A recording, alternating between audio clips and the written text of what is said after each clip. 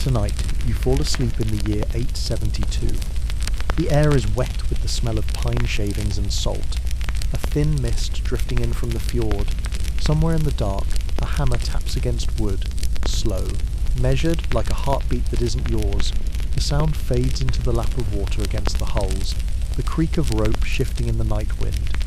You lie on a bed of rough wool and flattened rushes, but you don't feel warm. The cold has a way of finding you, working through layers of cloth as if it has been sent for you alone. The taste of yesterday's fish still lingers at the back of your throat. You try not to think about tomorrow's. In the shipyard, shapes move in the dark.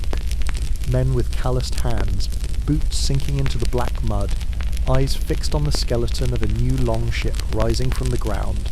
The smell of tar clings to everything here, to hair, to skin, to the inside of your mouth. Even the stars above seem dimmed by it. The wind is cold again, just like yesterday, just like tomorrow, and somewhere in that half space between waking and sleep, you understand. This is your day now. This shore, this cold, this endless building of something that will carry you away, or not at all. Rest now. The morning will come. You wake to the sound of dripping. Not rain exactly, but the slow leak of meltwater finding its way through the thatch above you. It lands with a soft pat against the wall near your ear, already damp from nights before. You shift, but it doesn't help. Nothing here is truly dry. The air carries the wetness into everything, even your bones. The floor beneath your bedding is not a floor at all, but packed dirt, layered with reeds and rushes flattened over the months. They crunch faintly when you move, and the smell they give off is neither fresh nor foul. It is the smell of something that has given up pretending it's alive. Somewhere beneath, you imagine, things move, beetles, pale worms, the slow crawl of the damp itself. Your blanket is wool, coarse and scratchy, the kind that leaves faint red lines on your skin by morning, but without it, the cold would carve its way into you like a knife. Your tunic, the one you slept in, is stiff in places, crusted with yesterday's sawdust and the thin sheen of sweat from the labour you did before dusk. You are not alone here. Others sleep near you, breathing slow in the dim. A cough rattles from somewhere in the dark, deep and wet, and then silence again. The smell of unwashed bodies is constant, a sour mixture of wool, skin oil, and the faint metallic tang of old blood from cracked hands. You try not to breathe too deeply, but the air here is what it is. Through a gap in the wall, the faintest line of silver shows on the water. Dawn is coming. You feel it in the shift of the cold, the tightening in your chest. Soon the quiet will be over. Soon there will be voices, the thud of boots, the scrape of tools, the creak of timber under its own weight. And yet, for this moment, lying here, you allow yourself the illusion that you can remain still, that the day won't find you, that you can keep the damp blanket over your shoulders and ignore the stiffness in your fingers. But the shipyard does not care for stillness. The men outside will want your hands, your back, your breath in the work. The timbers will not shake themselves, and the tide will not wait. A drop of meltwater falls again, this time against your cheek, cold enough to wake you completely. You do not wipe it away. The wind is cold again, just like yesterday. And maybe now, before you rise, you can close your eyes for one more moment and rest. You dress in the dark because there's no need for light. Everything is exactly where you left it, stiff and heavy in the corner by your bedding. Your tunic, wool and unevenly dyed, smells faintly of smoke from the fire and stronger of sweat. The fibres scratch at your skin as you pull it over your head, catching on the rough scabs at your wrists, gifts from hauling ropes and splintered wood. Your trousers are no better. The knees are worn thin, the fabric stiff with salt that has worked its way in from days at the water's edge. When you bend your legs, you hear the faint crackle of dried mud. The cold doesn't care that you are dressed. It moves through the gaps at your sleeves, through the thinness at your elbows, and settles into the damp seams at your boots. The boots are leather, but leather is only as good as the care it gets, and these have been asked to endure far more than they were made for. The soles are soft with rot in places, worn through in others, patched with anything that could be spared, strips of hide, bits of cord, even folded cloth from an old cloak. The mud will be in them again before midday. Your belt is a strip of thick cowhide, cracked and curling at the edges, holding a small knife that is both a tool and, if it came to it, a weapon. The handle is dark with the sweat of years, the blade sharp enough to cut rope but dull enough to make you swear at it when you try to shave wood. A cloak waits near the doorway, heavy, the colour of wet stone, smelling of lanolin, and the faint musk of the sheep it came from. You fasten it at your shoulder with a simple iron pin, cold against your skin. It hangs unevenly, one side is frayed, and the hem is stiff with old mud, but it is your one shield against the wind coming off the fjord, and you pull it close. There is no such thing as comfort in what you wear. The best you can hope for is endurance, for fabric that does not tear when caught, for seams that hold when you twist, for boots that last another day. The men in the yard will notice if you complain, but they will not care. They will simply hand you another length of rope or timber and expect you to carry it as you are. The clothes cling to you now, heavy and smelling of the damp earth outside. You know they will not be dry again until the sun chooses to show itself, and maybe not even then. The wind pushes against the walls, and the edges of your cloak lift as if trying to leave before you do. You pull it tighter. There's no use delaying. The yard is waiting. And maybe you can think of warmth later. Much later. You wake fully, not because you want to, but because the sounds outside decide it is time. The dull, rhythmic thud of an adze biting into wood, the muffled grunt of men hauling something heavy, the distant splash of water as someone tips a bucket into the shallows. The shipyard wakes before the sun, and you are never allowed to wake after it. You sit up slowly, every joint stiff from the cold and the awkward angles your body took in the night. Your back protests, your knees ache, and your neck carries the ghost of whatever you were dreaming about, though you can't remember it now. There is no luxury of stretching here, not in the way you imagine in warmer times. Your body is not something to pamper. It's a tool you sharpen only by using it. You splash your face with the water kept in a wooden bucket near the doorway. It's as cold as melted ice because that is exactly what it is. The shock of it snaps you fully awake, but leaves your hands aching.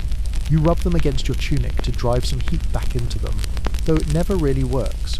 The smell of the water lingers, clean in a way, but with the faint mineral taste of snowmelt and the hint of whatever passed through it before it reached you. There is no soap.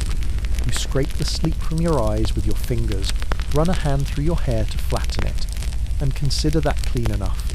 Some mornings there is a fire in the pit near the centre of the yard, but it's never built for comfort. It is for boiling pitch or softening tar, and the smoke is thick and stings your eyes. If you stand too close, the fumes settle in your throat, making you cough, but you still drift toward it when you can, letting the heat touch your palms for a few stolen moments before you're called away. Breakfast, if it comes at all before work, is simple and thoughtless.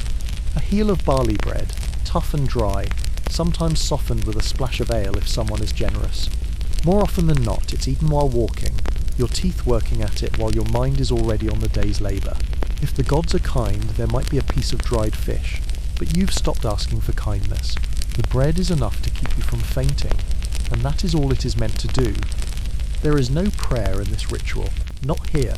Perhaps some of the older men mutter to themselves as they pull on their boots, but in the shipyard work is worship. Every swing of the adze, every pull of the saw, every hammering of the rivets is a hymn to survival. Once you've eaten or not, you step into the boots again. The ground outside is uneven, soft in some places and frozen in others. Your feet sink into the mud with a wet sound that will follow you all day. The yard smells of wet timber, pine resin, and the sharp, almost sweet scent of tar being heated somewhere nearby. You breathe it in without thinking, though it coats the back of your throat. There is no talk of the weather unless it is bad enough to stop the work, and even then it rarely does.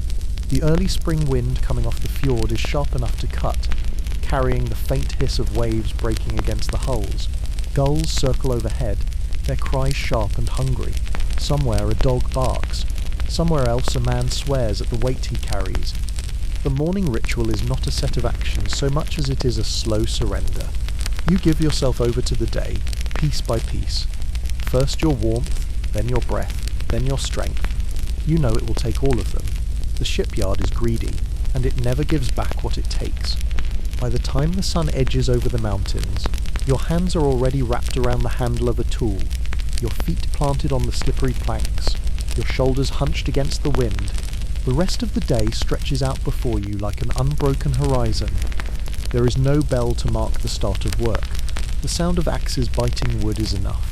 And so it begins again, as it did yesterday, as it will tomorrow. The wind is cold again, just like yesterday.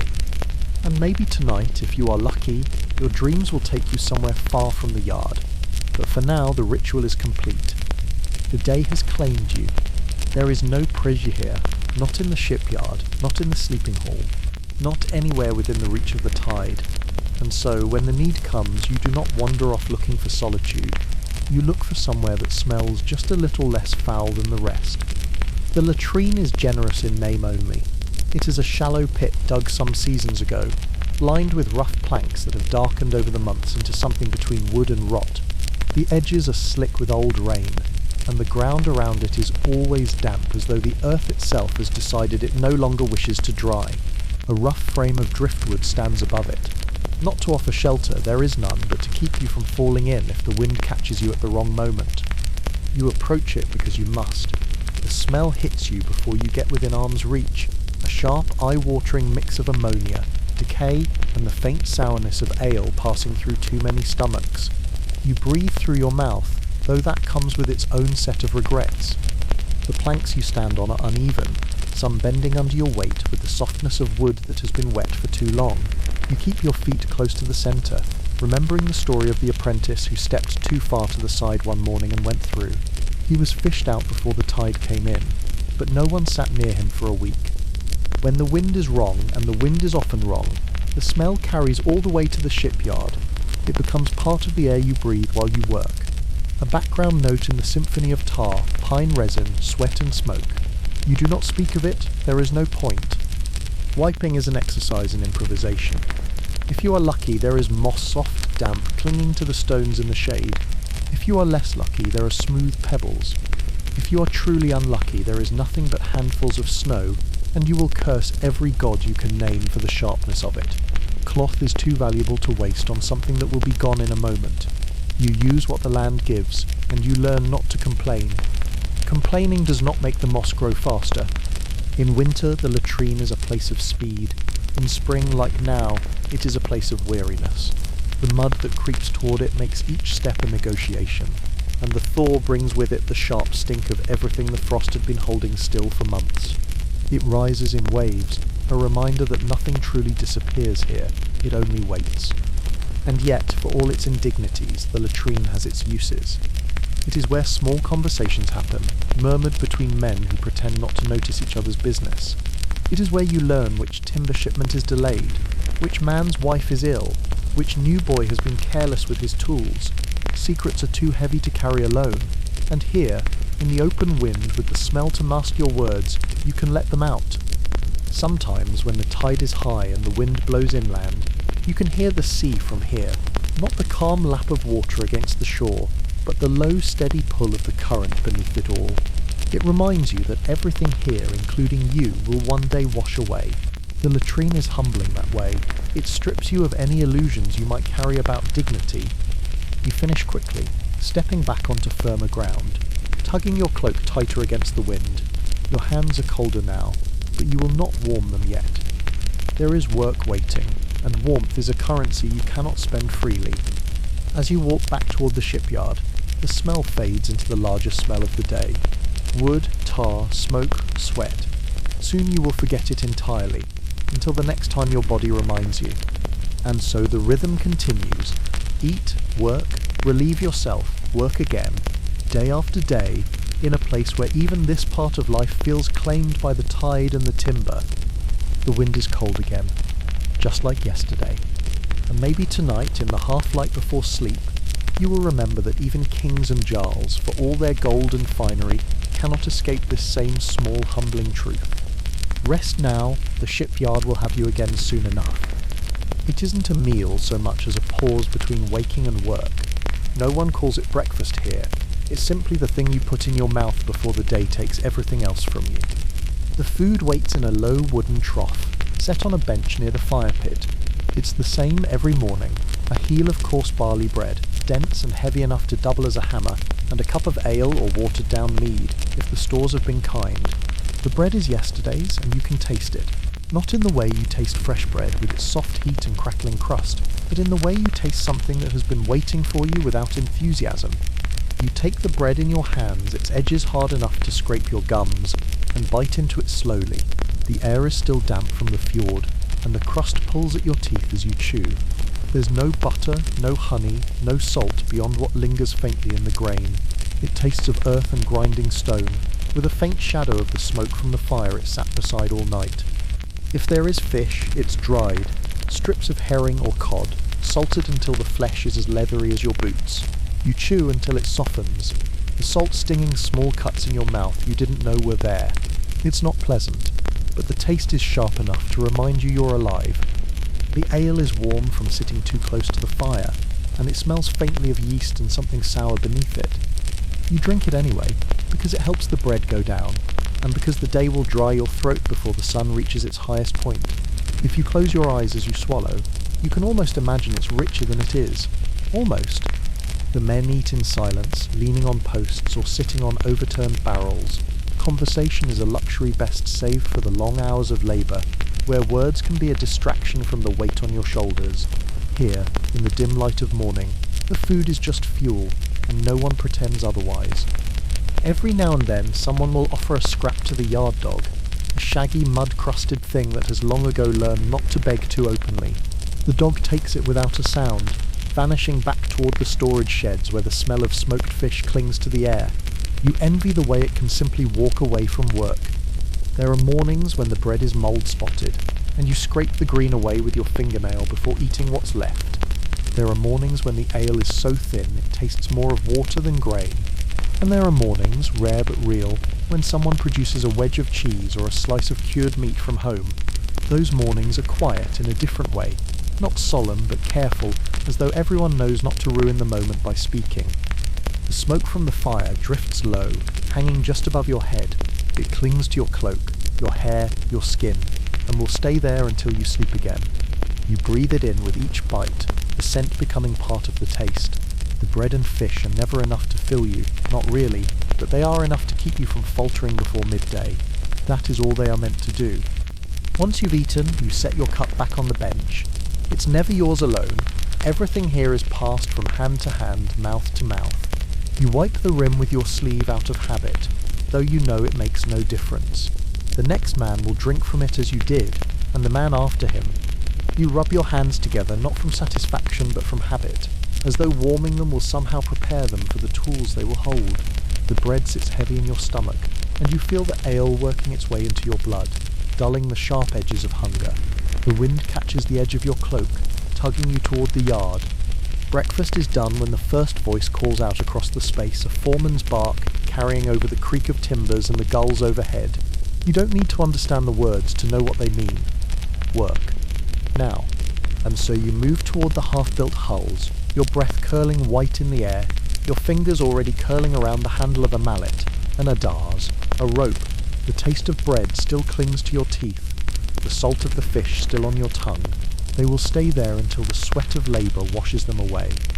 The wind is cold again, just like yesterday, and maybe tonight, if you are lucky, you will eat more than this.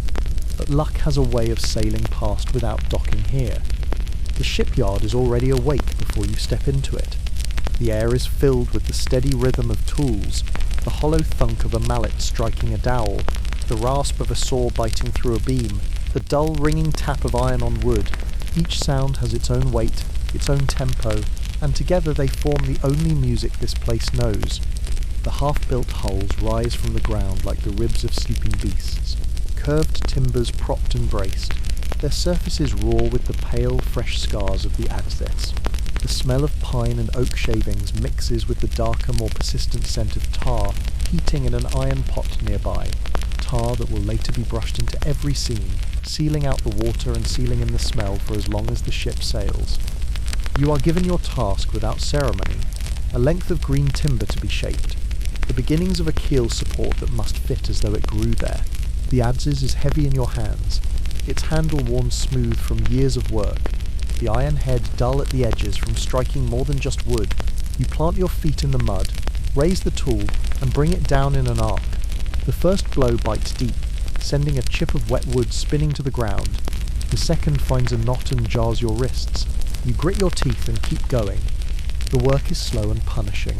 Each stroke of the adze is a negotiation between the wood that wants to stay as it is, and your need to make it something else. The grain shifts under the blade, sometimes carrying it forward, sometimes catching and twisting your arm. You adjust without thinking. You've done this before, and you will do it again tomorrow. Your shoulders burn by the third dozen swings.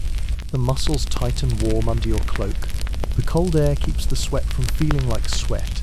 Instead, it chills instantly on your skin, making you shiver even as your body works. You ignore it. You learn to live in the space between discomforts. Around you, other men work at other tasks. Some are bending planks over a fire pit, coaxing the wood to take the curve it will hold for decades. The steam rises from the wet fibres, carrying with it the smell of heated resin. Others are driving iron rivets through overlapping planks, each strike echoing in your teeth. Every man here knows his part, but the work overlaps. No ship can be built in isolation.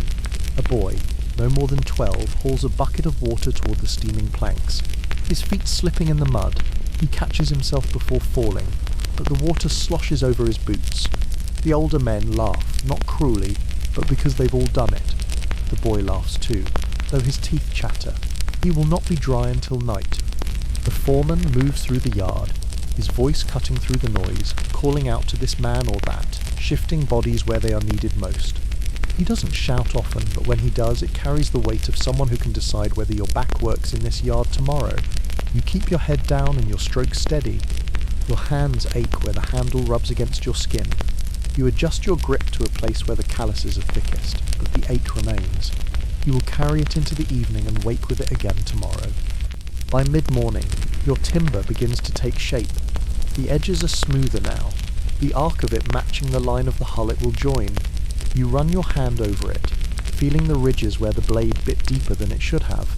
It isn't perfect, but it doesn't need to be. The tar will fill what your blade cannot smooth, and the sea will never notice the difference. You pause to drink from a shared bucket, the water tasting faintly of iron from the scoop. It's cold enough to make your teeth ache. Around you, men do the same, some leaning against the ribs of the hull, others sitting on piles of shavings. The break lasts only as long as it takes for the foreman to pass by again. The day stretches endlessly ahead. You work in cycles, strike, breathe, adjust, strike again. The shipyard is a living thing, its pulse in the sound of tools, its breath in the clouds of steam rising from the bent planks, its heartbeat in the slow creak of the half-built hull shifting under its own weight. You are one of many hands moving in its service, each blister, each sore muscle another nail in its frame. The cold wind shifts, carrying the scent of the tide farther inland. Somewhere beyond the sheds, a gull screams, its cry sharp enough to cut through the constant rhythm of work. You glance up only briefly. The shipyard does not forgive distraction. By the time the sun reaches its highest point, your arms feel heavy, your breath steady but deep. The timber is finished, lifted with the help of another man, and carried to its place in the skeleton of the ship. You set it into position, the join meeting where it should, the sound of the mallet driving it home echoing against the shore. It will hold. And then, without pause, another piece of timber is laid before you. The next task, the next curve to shape, the next hour to give away. The wind is cold again, just like yesterday, and maybe tonight, in the darkness of your bed of rushes, you will dream of something other than the sound of an adze striking wood. But even in your dreams, the shipyard will be waiting. The shipyard is not a place for kindness, at least not the kind you can name out loud. Here, respect is measured in the weight you can carry, the hours you can work without complaint, and the quiet way you can endure the small cruelties of the day without flinching.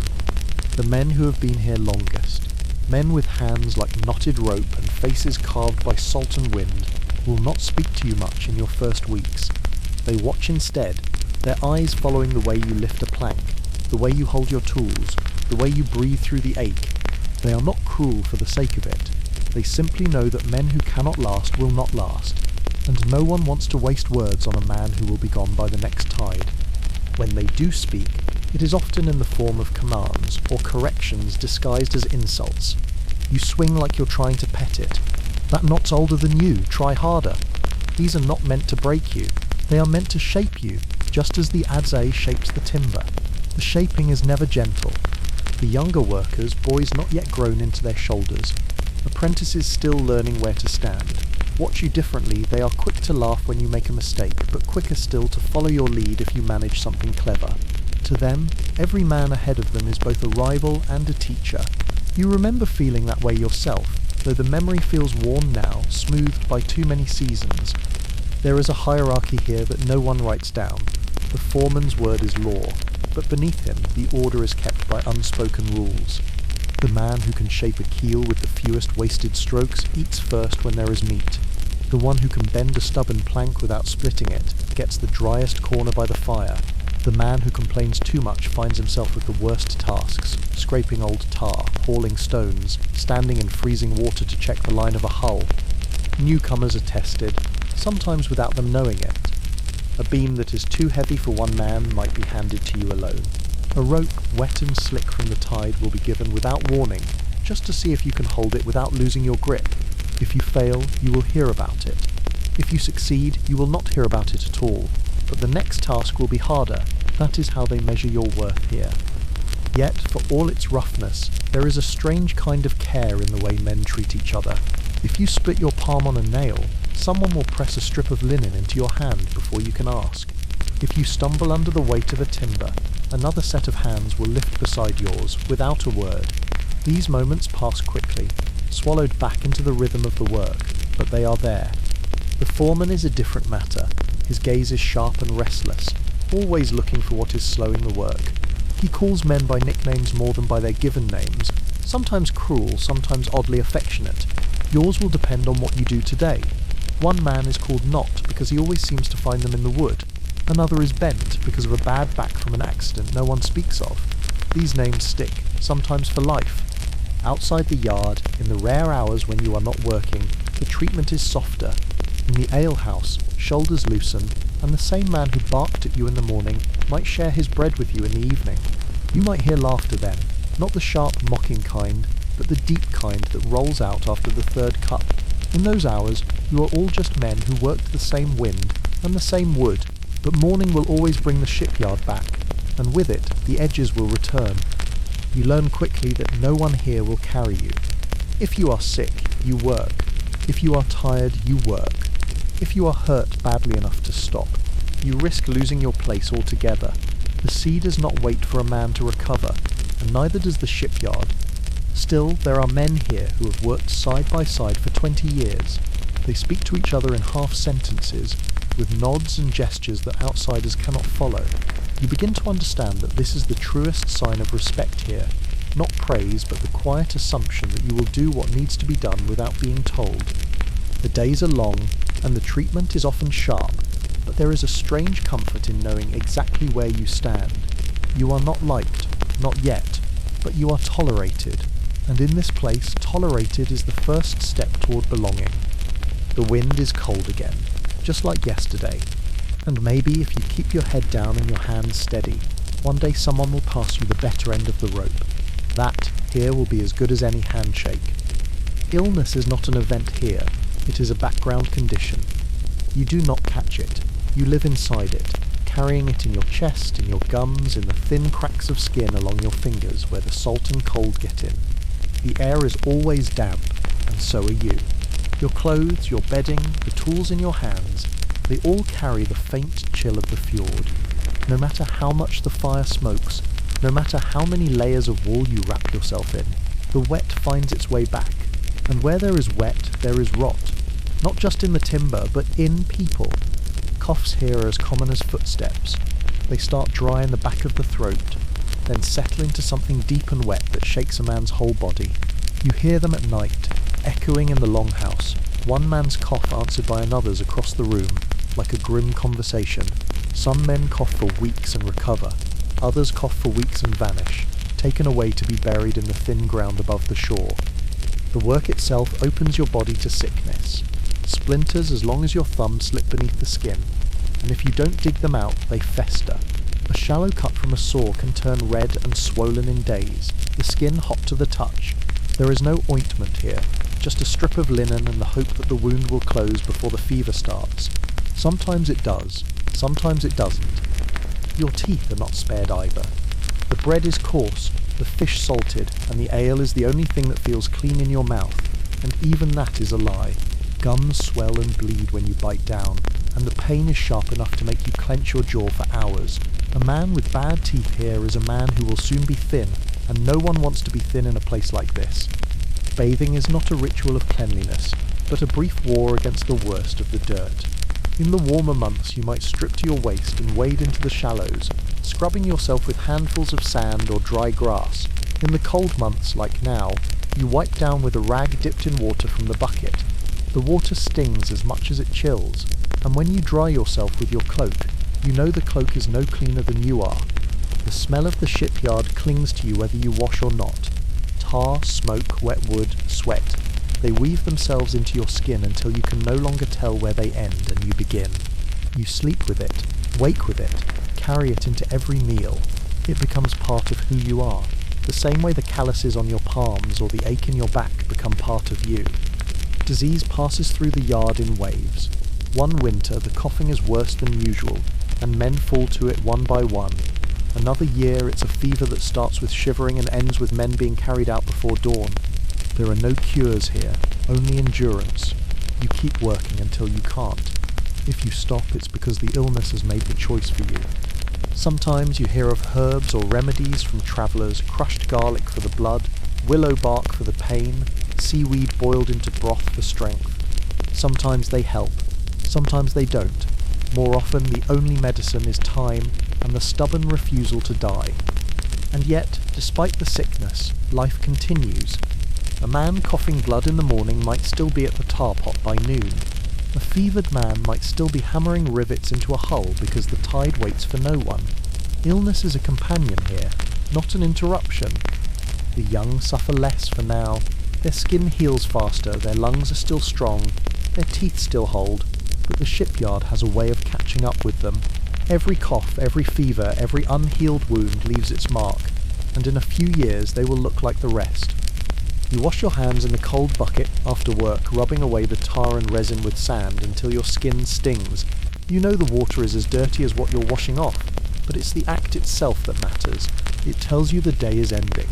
It tells you there's still some small line between work and rest, between the shipyard and whatever life you have beyond it. The wind is cold again, just like yesterday. And maybe, if you are lucky, tonight the coughing in the longhouse will be quiet enough for you to sleep. But luck is rare here, and the sound of sickness travels farther than the sound of the sea. The shipyard is not ruled by kindness, and it is not ruled by chaos either.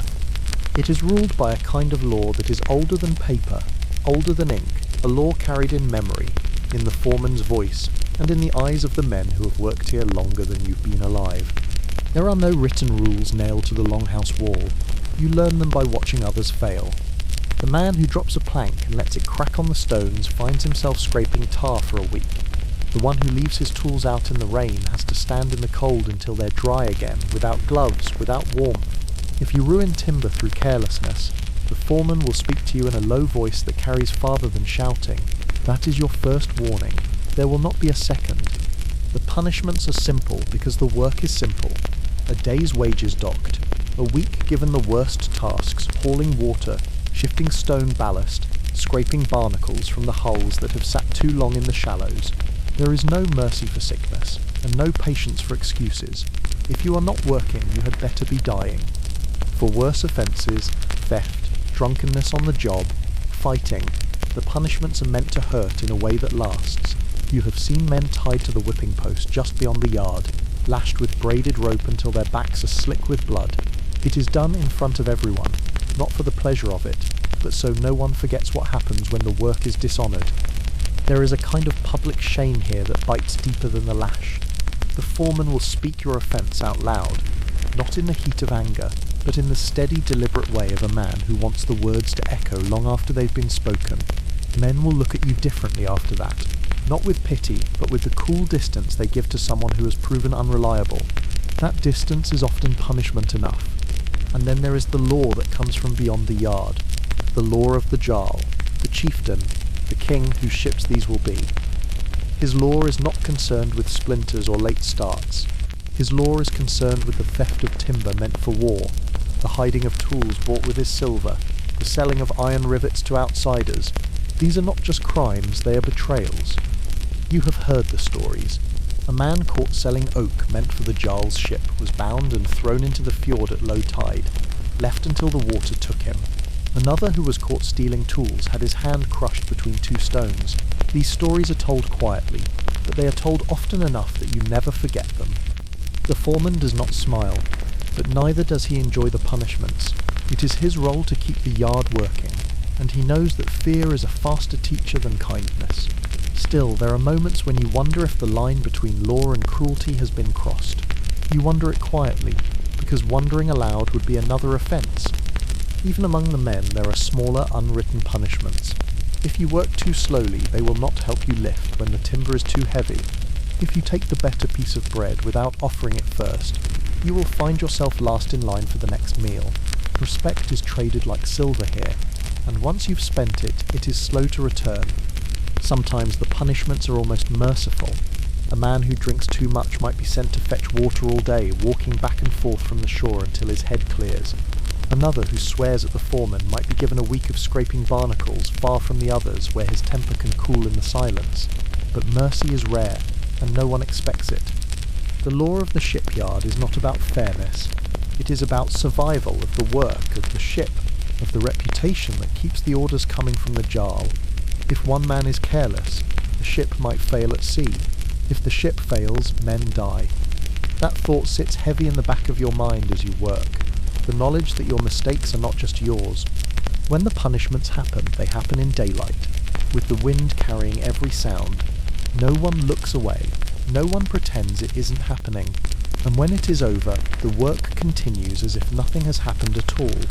That is the harshest law of all. Nothing stops for you, no matter what's been done to you. The wind is cold again, just like yesterday. And maybe, if you keep your head down, you'll never feel the rope on your back or the cold stone under your knees. But in a place like this, no man is beyond the reach of the law. Faith in the shipyard does not look like faith in the longhouse. Here, prayers are short, muttered under the breath as a man lifts a heavy beam or bends a stubborn plank. The gods are not called upon for glory, but for small mercies, for the wind to stay calm, for the tar to hold in the seams, for the timber to fit on the first try. The older men speak of Odin and Thor, but not like the Skalds do. Here, Odin is not a war god, but a weather watcher, deciding whether your day will be dry or soaked through. Thor is less about thunder and more about keeping your arms strong through the 100th swing of the adze. Superstition seeps into everything. The first shavings from a new keel beam are never thrown away. They are tucked under the ship's bow, a gift to the sea so it will not claim the ship too soon. When a raven lands on the yard wall, work stops for the time it takes to toss it a scrap of fish, just in case it's carrying a message from someone watching. Tools have their own quiet reverence. You never lay an adze face down lest it dull in the night. You never pass a saw under a plank, always over, so the work stays above water. And you never ever begin shaping wood in complete silence. Someone must hum, speak, or cough, or else the wood will remember the stillness and resist the curve you're trying to make. There is a man in the yard old enough that no one can remember him without his grey hair, who swears he can hear the wood speak. He runs his hands along the beams before shaping them, eyes half closed as though listening to some deep, slow language. The others laugh, but they still ask him to touch the most important pieces before work begins. The sea itself is treated like a god. No one spits in it. No one swears at it directly. When a new ship is launched, a splash of ale is poured into the water before the first wave touches the hull, and when the tide pulls out, carrying the smell of salt and weed into the air, some men will quietly bow their heads. Not in worship exactly, but in acknowledgement the way you nod to a man who could kill you if you wanted. Superstition doesn't end with the workday. At night, some men sleep with small carved charms in their hands, a piece of amber, a sliver of bone, a coin hammered flat. Others draw runes in the dirt under their bedding. No one mocks them. In a world where storms can strip a ship bare in hours, and disease can take a man in days, a charm or a rune feels like the smallest kind of rebellion against fate. The wind is cold again, just like yesterday, and maybe tomorrow, the gods, or whatever listens, will keep their eyes on the yard. But if they don't, the work will still go on. by the time the sun slides low over the fjord, your stomach feels as hollow as the hull you've been building. Dinner is not so much a feast as it is the last push to keep you standing until sleep claims you. The fire pit in the yard smokes heavily, and from it comes the smell of boiled fish and barley. The fish is always the same, soft white flesh that flakes apart at the touch, served with broth that is more cloudy water than flavour. But when you're this hungry, even cloudy water feels like something worth drinking. You sit with the others, the heat of the fire touching your face while the cold still gnaws at your back. The bowl in your hands is rough wood, worn smooth by years of use, and warm enough to make your fingers ache pleasantly. You take slow spoonfuls, the broth thin but hot, the barley swelling heavy in your mouth. Some nights there's a scrap of onion or a pinch of herbs, and the men talk about it for days as though it were gold. Tonight there's only fish and grain, but no one complains. Hunger has a way of sanding down the edges of desire. The conversation is low and steady. Small talk about timber shipments, the stubbornness of certain planks, the weather. No one speaks of the future, not in the shipyard. The future belongs to the ships, not to the men who build them. When the bowls are empty, some men linger by the fire, holding their hands out to the warmth until the foreman's voice cuts through the air. The day is done when he says it is, not a moment sooner. You rise with the rest, setting your bowl on the bench, the smell of smoke now woven into your hair and clothes. The wind is cold again, just like yesterday. And maybe, as you walk back toward the sleeping hall, you let yourself believe that tomorrow might be easier, but you know the shipyard too well for that. Dreams here are not the bright, colourful things you've heard sung about in halls by wandering skulls. They are muted, heavy things shaped as much by exhaustion as by hope. When your head finds the flattened rushes, you do not drift into visions of gold and glory. You drift into fragments. Some nights you dream of warmth, not just the flicker of the fire in the yard, but the kind of heat that seeps into your bones and stays there. In the dream your clothes are dry, your hands are free of splinters, and the air smells of nothing at all, no tar, no fish, no smoke. You don't wake smiling from these dreams, you wake with the dull ache of knowing they were never real.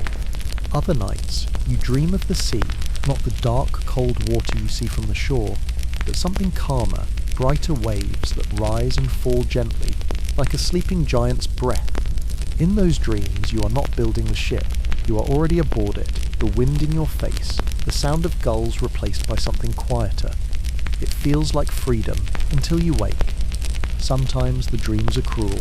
You see the timber you shape splinter under a wave, hear the screams of men you never met, smell the salt and blood mixing in the water.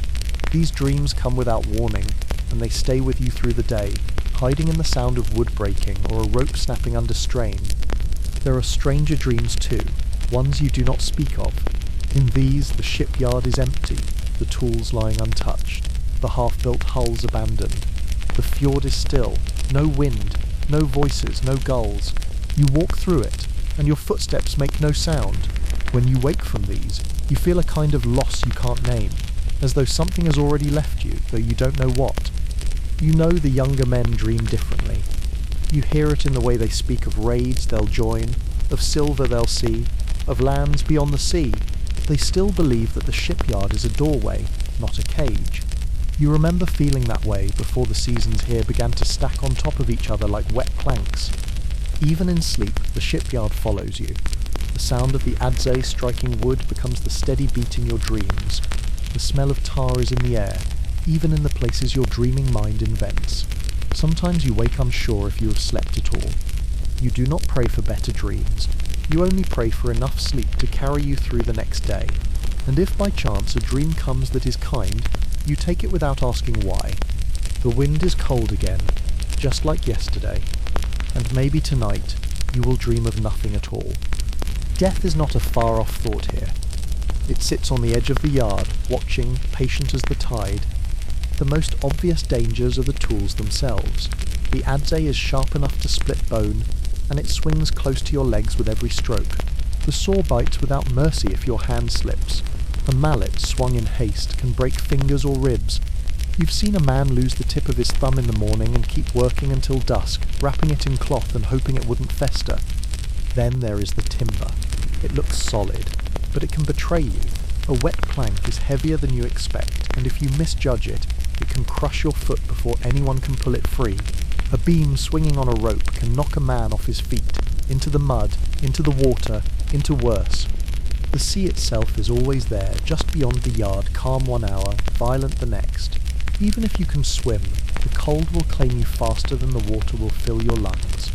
The fjord does not forgive a slip off the dock in winter. Disease kills more slowly, but it kills more often.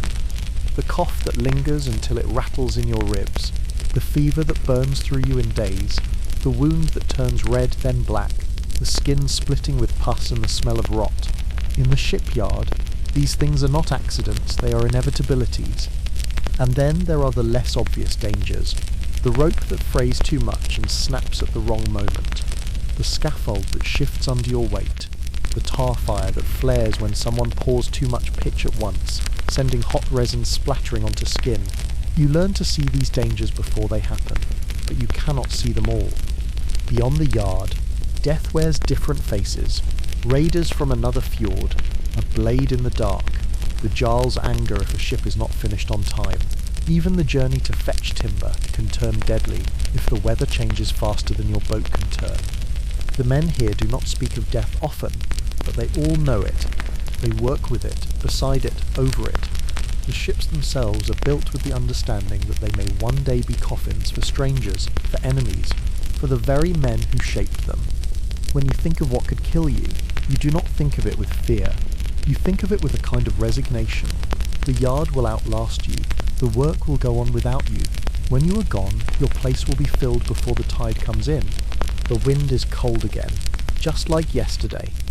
And maybe, if you are lucky, death will take you in your sleep warm under your cloak, the sound of the sea in your ears, and not in the cold mud of the yard. There are places in the world you will never lay eyes on, and you already know it. The men who speak of far lands, the green cliffs of Ireland, the markets of Francia, the warm flat sands where the sun stays high, speak like they have touched them with their own hands. But here, in the shipyard, those places are only as real as the dreams you never finish before waking. You will never see the inside of the great halls where jars drink from cups of silver. You will never feel the weight of that silver in your own palm. You will not walk the streets of Constantinople where they say the stone is so white it hurts the eyes, or smell the spices from beyond the horizon. Your world is the tide line, the timber yard, the longhouse, a loop that repeats until it wears itself smooth. You will never see a ship you built years after it has left your hands. You will not see it cut through foreign waters, nor hear the creak of its planks under a different crew's feet. Once it leaves the fjord, it is gone to you, as surely as if it had sunk. There are faces you will never see again, too. Men who have left for raids and not returned. Women who have been taken to other shores. Friends who chose another life, another jarl, another yard. You remember them sometimes at night, but memory is not the same as seeing. Memory is the shadow of a thing, and shadows cannot look you in the eye. You will never see the work end, not truly. For every ship finished, another waits to be started.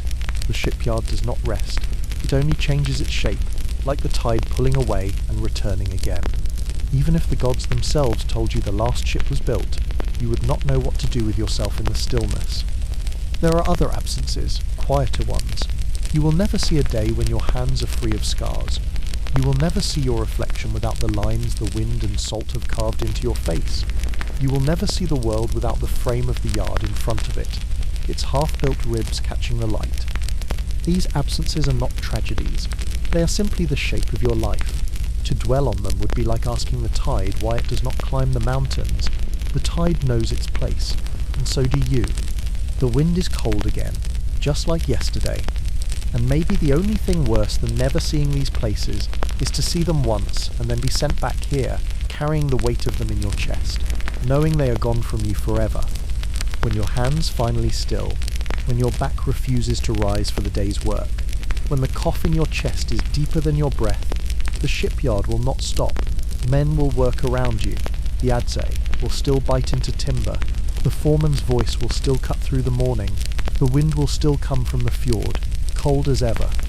You will leave behind pieces of yourself in the ships. Not in any way a man could point to. Your name is not carved into them. Your face is not in their figureheads. but in the way the planks join where you fitted them, in the curve of a keel you coaxed into shape.